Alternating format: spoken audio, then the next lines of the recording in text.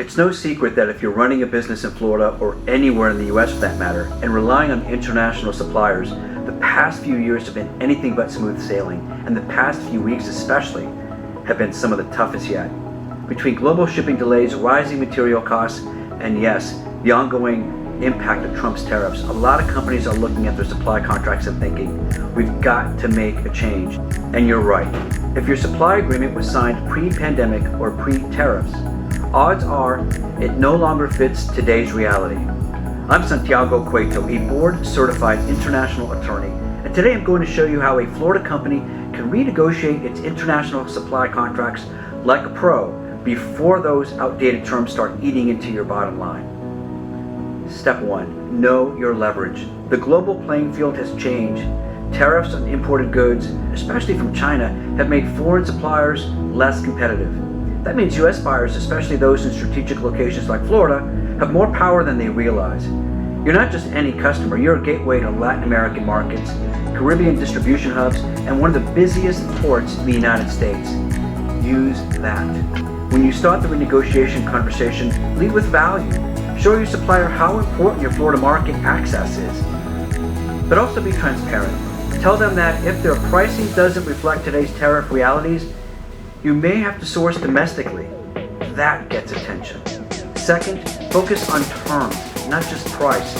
Everyone wants to talk numbers first, but smart negotiators look at the full picture. Lead times, payment terms, shipping responsibilities, and penalty clauses. All of these are now just as important as cost per unit.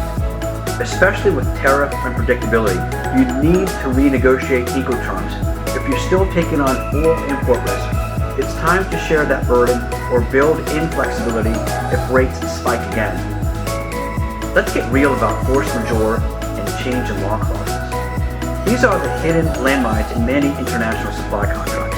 If your agreement doesn't allow renegotiation in the event of tariff increases, political shifts, or global disruptions, you're stuck.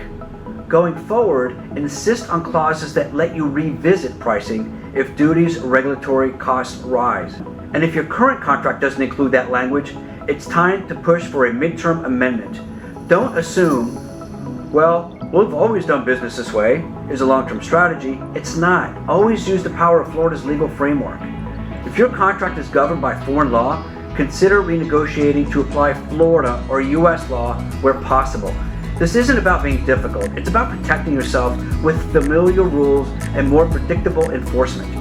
Florida courts and U.S. courts in general offer greater transparency and reliability than many foreign jurisdictions. In uncertain times, legal clarity is a competitive advantage. And here's the pro move. Tie renegotiation to commitment.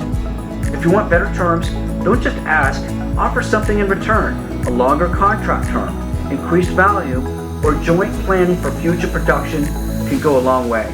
This isn't just about cutting costs. It's about creating stability on both sides. In the post-tariff world, suppliers want certainty just as much as you do. Finally, remember this. Renegotiation is not a sign of weakness. It's a sign of leadership. The best Florida companies aren't just reacting to tariff impacts.